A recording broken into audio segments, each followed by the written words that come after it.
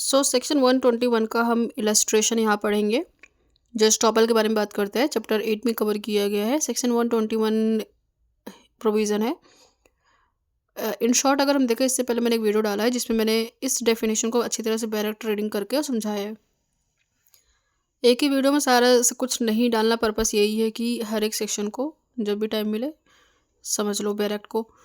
तो अगर in short में बताऊँ, सेक्शन 121 क्या बात करता है। सिंपल सी बात करता है कि अगर आपने एक पर्सन ने दूसरे पर्सन से कोई बात करी है, कोई किसी चीज़ पे किसी चीज़ पे एग्रीमेंट किया है या कुछ भी ऐसा किया है, और उसने उस फर्स्ट पर्सन ने सेकंड पर्सन को एकदम बिलीव करवा दिया है कि ये सब चीज़ें ट्रू है बिल्कुल, और वो दूसरे पर्सन ने उसके बिलीफ पर, उसके कही हुई बातों पे अगर कुछ एक्ट कर देता है तो इन फ्यूचर कोई लड़ाई होती है, सूट कोई फाइल होता है दोनों के बीच में।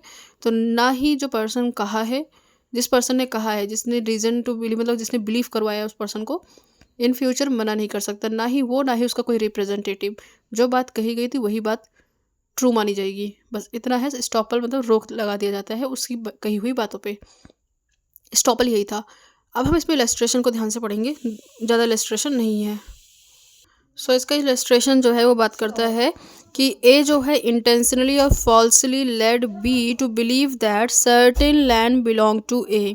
मतलब यहाँ पे ए जो है इंटेंशनली, यहाँ पे इंटेंशनली उसने कहा है और फॉल्सली जानबूझ के उसने गलत बताया है बी को, और उसको बिलीव करवाया है कि पर्टिकुलर जो ज़मीन है वो उसी की है, और देयर बाय इंड्यूस बी, उसने बी को इंड्यूस किया टू बाय करने के लिए। मतलब उसको एक तरफ से बहुत ही ज़्यादा ऐसे बहलाया फुसलाया, एक तरफ से इंड्यूसमेंट किया, और जिससे कि बी खरीद ले।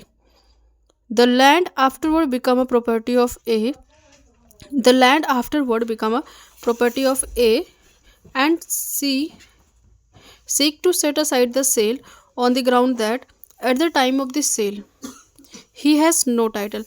मतलब उसने उस टाइम कहा कि मेरी प्रॉपर्टी है।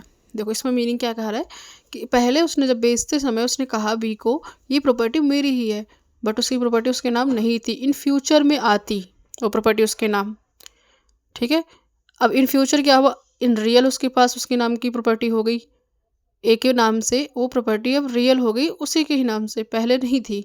पर उसने सोचा कि इन फ्यूचर मुझे मिलना ही है, बेच दो, और अपना नाम लगा के कि मेरा ही प्रॉपर्टी है। अब क्या हुआ, इन फ्यूचर सूट फाइल हुआ।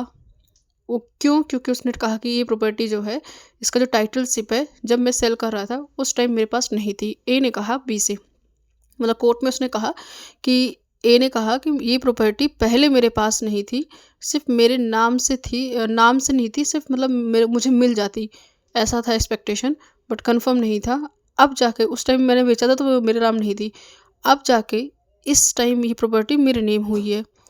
तो यही कहा, as a seek set aside of ground, इसी ही ग्राउंड पे सेट असाइड करवा रहा था कि ये जो टाइटल है बी के नाम नहीं जाएगा, ए के नाम रहेगा, क्योंकि at that time the sale he has the title, he had no title, लिखा ना, कोई टाइटल नहीं था, and he must not to be allowed to prove his want of title।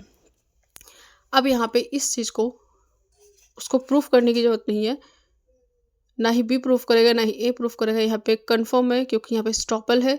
Estoppel ने as per the estoppel rule it is now it is a property of B not the A. जो उसने बात कही थी पहले वही बात मानी जाएगी। नेक्स्ट अब हम 122 पढ़ेंगे नेक्स्ट वीडियो में।